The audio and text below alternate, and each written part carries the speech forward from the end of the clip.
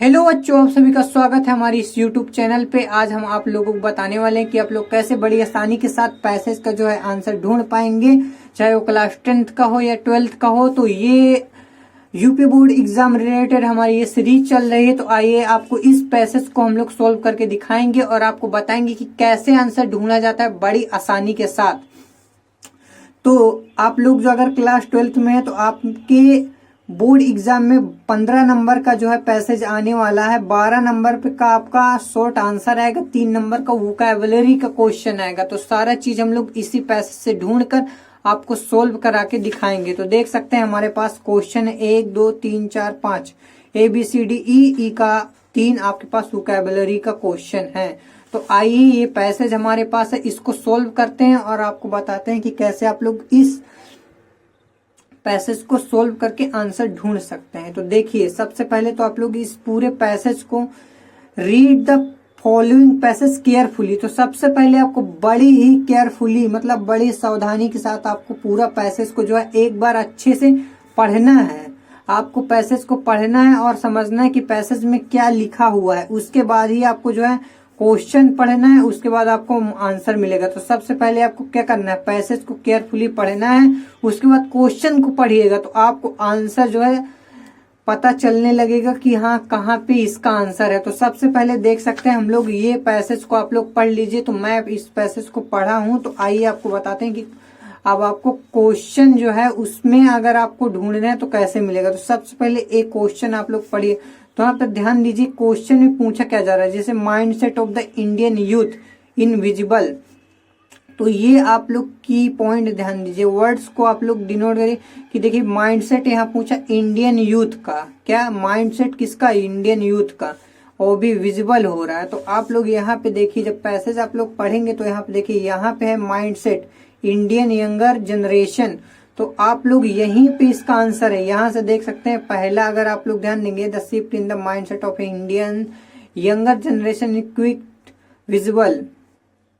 तो यहां से लेके यहां तक आपका पहले का हो जाता है। उसके बाद ये भी आधा ही हुआ, उसके बाद ये यहां से लेके यहां तक आपको लिखना है।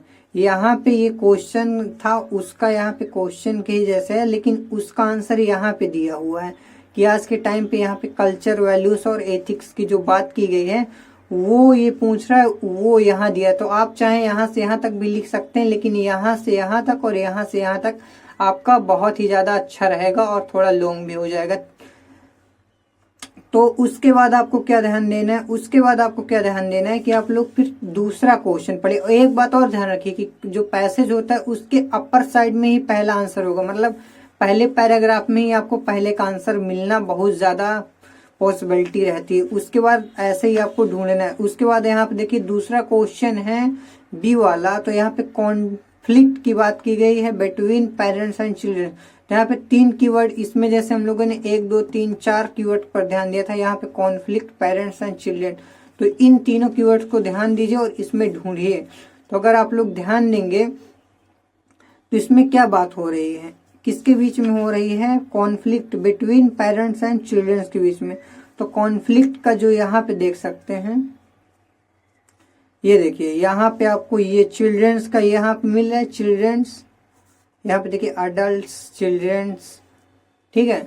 ये सारा आपको ये देखिए पेरेंट्स से कर रहे हैं ना, तो इसका जो आप कीवर्ड यहाँ पे मिला, तीनों ये दोनों कीवर्ड्स मिल गए आपको। अब यहीं पे आपका आंसर है, यहाँ से यहाँ तक और उसके बाद यहाँ से यहाँ तक। तो ऐसे ही आपको ढूंढना है कि आप लोग की पॉइंट देखिए। अगर आपको पढ़ना नहीं आता सही से तो आप लोग बस की पॉइंट ध्यान दीजिए और उसके बाद आप लोग आंसर आसानी से ढूंढ सकते हैं। उसके बाद देखिए सी नंबर पे है, how has Indian culture affected our attitude.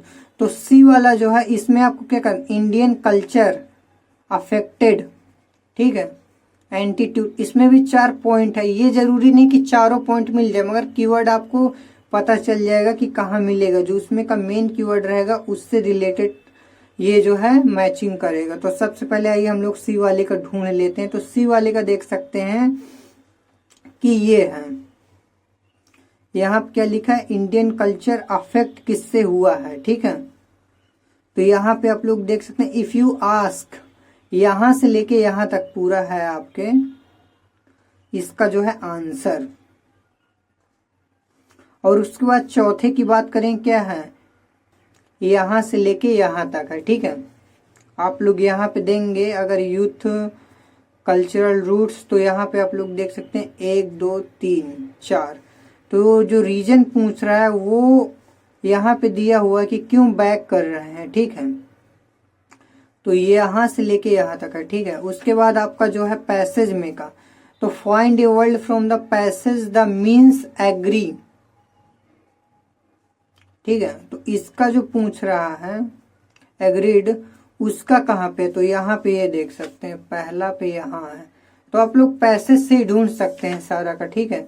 उसके बाद पूछे दूसरा, the phrase in the passage mean a warning sign. तो वार्निंग साइन के बाद क्या है, ये है, आप देख सकते हैं एन अलार्मिंग नोट्स। उसके बाद क्या, इन लॉजिकल, यहाँ पे क्या पूछा है, अपोजिट। इन लॉजिकल का क्या होगा, तो यहाँ पे देखिए रेशनल। तो जो भी आपका यहाँ पे पूछेगा, जितने भी क्वेश्चन हैं सब का आंसर आपको यहीं पे मिलेगा, चाहे वो वोकैबुलरी का हो या फिर कोई भी क्वेश्चन हो, सभी का आंसर मैंने देखिए यहीं से ढूंढ के आपको दिखाया है। इसीलिए मैंने सारी चीजों को हाईलाइट की है ताकि आपको आसानी से समझ में आ सके। तो हम लोगों ने पहला, दूसरा, तीसरा, चौथा और ये वोकैबुलरी वाला भी आप सभी का करा दिया है। तो ऐसे ही आपको बनाना है।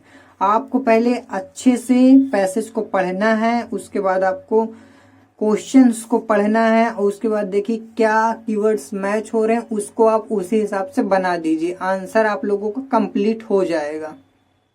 और साथ ही जो पैसेज का आंसर है वो उसी में मिलेगा, लेकिन जो वोकैबुलरी का रहेगा उसको मैच करने में थोड़ा दिक्कत आएगा। लेकिन आप लोग जब मीनिंग को ध्यान से समझेंगे तो वो मैच हो जाएगा, तो उसका भी आंसर आपको यहीं से मिल पाएगा।